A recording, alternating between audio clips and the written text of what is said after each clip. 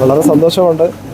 Supreme കോടതി വിധി ഞങ്ങൾ പ്രതീക്ഷിച്ച വിധിയാണ് ഇന്ന് സുപ്രീം കോടതിയിൽ നിന്നും ഉണ്ടായിട്ടുള്ളത്.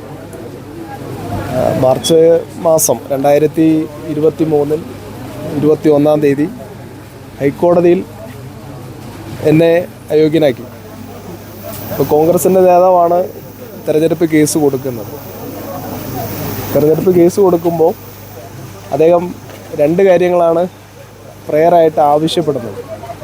ഒന്ന്, ഇദ്ദേഹം മതപരിവർത്തനം നടത്തി ആരോപണമാണ്. അതുകൊണ്ട് സംവരണ മണ്ഡലത്തിൽ മത്സരിക്കാൻ അർഹതയില്ല എന്നാണ്. തെരഞ്ഞെടുപ്പിൻ്റെ പ്രചരണഘട്ടത്തിൽ ഒരു ഘട്ടത്തിൽ തന്നെ അദ്ദേഹം ഈ ആരോപണം ഉന്നയിച്ചിട്ടില്ല. പിന്നീട് ഇവിടെ നിന്ന് കഴിഞ്ഞ തവണയേക്കാൾ ഇരട്ടി ഭൂരിപക്ഷത്തോടു കൂടിയാണ് ഈ മണ്ഡലത്തിൽ നിന്ന് വിജയിച്ച് ഏകദേശം 60 ദിവസത്തിന് ശേഷമാണ് ഹൈക്കോടതിയിൽ ഇങ്ങനൊരു തെരഞ്ഞെടുപ്പ് ഹർജി വരുന്നത്. സാധാരണ 45 ദിവസത്തിനുള്ളിൽ തെരഞ്ഞെടുപ്പ് ഹർജികൾ നൽകണമെന്ന്. പക്ഷേ കോവിഡിൻ്റെ ആനുകൂല്യം കേസ് നടത്താൻ വേണ്ടി കോടതി അനുവദിക്കുന്നുണ്ട്. ഇന്ത്യയിൽ മൊത്തം തെരഞ്ഞെടുപ്പ് കേസുകളിലെല്ലാം അത് ലിമിറ്റേഷൻ ഇല്ല എന്നുള്ള നിലയ്ക്ക് പറഞ്ഞു. മറ്റൊരു പ്രയർ എന്ന് പറയുന്നത് അദ്ദേഹം റിലീഫായിട്ട് ആവശ്യപ്പെട്ടത്. ഇന്ന് വരെ കേരളത്തിൽ നിന്നല്ല, കേരളത്തിൽ ഭാഷാന്യൂനപക്ഷങ്ങളായിട്ടുള്ള ആളുകളൊക്കെ നിരവധിയായിട്ടുള്ള ആളുകളുണ്ട്. അവരെല്ലാം അനുഭവിക്കുന്ന ഒരു പ്രശ്നമാണ്. അപ്പോൾ 1950 എന്ന് പറയുന്ന പ്രസിഡൻഷ്യൽ ഉത്തരവാണ്. അപ്പോൾ ഈ ഉത്തരവിന് ശേഷം കേരളത്തിലേക്ക് എത്തിച്ചേർന്ന ആളാണ് ഞാൻ. അതുകൊണ്ട് അദ്ദേഹത്തിന് ഇവിടെ മത്സരിക്കാൻ കഴിയില്ല, ഇങ്ങനെ ആനുകൂല്യങ്ങൾ കൊടുക്കാൻ പാടില്ല എന്ന് പറഞ്ഞായിരുന്നു അദ്ദേഹത്തിൻ്റെ കേസ്. ഞങ്ങൾ തെരഞ്ഞെടുപ്പ് കേസ് നടത്തി, നല്ല രീതിയിൽ തന്നെ കേസ് നടത്തിയത്. 10ഓളം സാക്ഷികളാണ് അവരുടെ ഭാഗത്തു നിന്ന് കൊണ്ടുവന്നത്. ഈ 10 സാക്ഷികളും എനിക്കനുകൂലമായിട്ടാണ് കോടതിക്കകത്ത് അവർ സാക്ഷി പറഞ്ഞിട്ടുള്ളത്. തെളിവുകൾ അദ്ദേഹം കൊണ്ടുവന്നു എന്നൊക്കെ പറയുന്നു. പക്ഷെ കേസുമായി ബന്ധമുള്ള തെളിവുകളല്ല അദ്ദേഹം കോടതിയിൽ കൊണ്ടുവന്നത്. ഞങ്ങൾ ഈ കോടതിയിൽ വിജയിക്കുമെന്ന് തന്നെയാണ് പ്രതീക്ഷിച്ചത്. പക്ഷെ ദൗർഭാഗ്യവശാൽ കോടതി അയോഗ്യനാക്കി. ഈ അയോഗ്യനാക്കിയ സമയം ഒന്ന് നിയമസഭ നടന്നുകൊണ്ടിരിക്കുന്ന സമയമാണ്. അപ്പോൾ സാധാരണ ഒരു കോടതിയിൽ ഒരു ജഡ്ജ്മെൻറ്റ് പ്രൊണൗൺസ് ചെയ്യുമ്പോൾ ഒരു തെരഞ്ഞെടുപ്പ് കേസാണ്.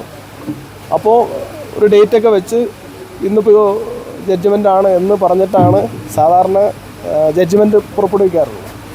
പക്ഷേ ഈ കേസിൽ അങ്ങനെ ഉണ്ടായിട്ടില്ല. ഈ കേസിൽ ഫർദർ ഹിയറിംഗ് ആണ് പോസ്റ്റ് ചെയ്തിരുന്നത്. അപ്പോൾ ഞങ്ങൾ ഫർദർ ഹിയറിംഗ് വരുമ്പോൾ സ്വാഭാവികമായിട്ടും കോടതിക്കകത്ത് വാദം പറയാൻ വേണ്ടി നമ്മൾ പോയി നിൽക്കുമ്പോൾ വാദം പറയേണ്ട, ഇന്ന് ജഡ്ജ്മെൻറ്റ് പ്രൊണൗൺസ് ചെയ്യുക എന്ന് പറഞ്ഞുകൊണ്ട് ജഡ്ജ്മെൻറ്റ് പ്രഖ്യാപിച്ചു. ഈ പ്രഖ്യാപിച്ച സമയം ഞാൻ നിയമസഭയ്ക്കകത്താണ്. ഒരു 0% പോലും എനിക്ക് എതിരെ വരും എന്ന് പ്രതീക്ഷിക്കാത്ത ഒരു കേസാണ്. പിന്നെ ജഡ്ജ്മെൻറ്റ് വന്നു. ജഡ്ജ്മെൻറ്റ് വായിച്ച് നോക്കിക്കഴിഞ്ഞാൽ നമുക്ക് കാണാവുന്നുള്ളൂ. ഞാനും ഒരു 10 വർഷമായിട്ട് കോടതിയിൽ അഭിഭാഷകനായിട്ട് ജോലി ചെയ്യുന്നുണ്ട്. പക്ഷേ ഈ വിധിന്യായം വായിച്ചു നോക്കുമ്പോൾ വാദിഭാഗം ഈ കേസിലെ ഡി കുമാർ കൊടുത്ത വാദിഭാഗ അഭിഭാഷകൻ ഒരു നോട്ട് ഹാജരാക്കിയിട്ടുണ്ട്, ഹിയറിങ് നോട്ട് ഹാജരാക്കിയിട്ടുണ്ട്. അതനുസരിച്ച് ഈ വിധിന്യായങ്ങളുണ്ട്. ഈ വിധി വായിക്കുന്ന ഒരാൾക്ക് ഞാൻ കേസ് നടത്തിയോ എന്നുള്ളൊരു സംശയം വരെ വന്നു പോകും. പിന്നെ ആ സമയത്ത് ഒരാളോടും ഇത് പ്രതികരിക്കാൻ പറ്റിയില്ല. 1950 എന്ന് പറയുന്നത് പ്രസിഡൻഷ്യൽ ഉത്തരവ്.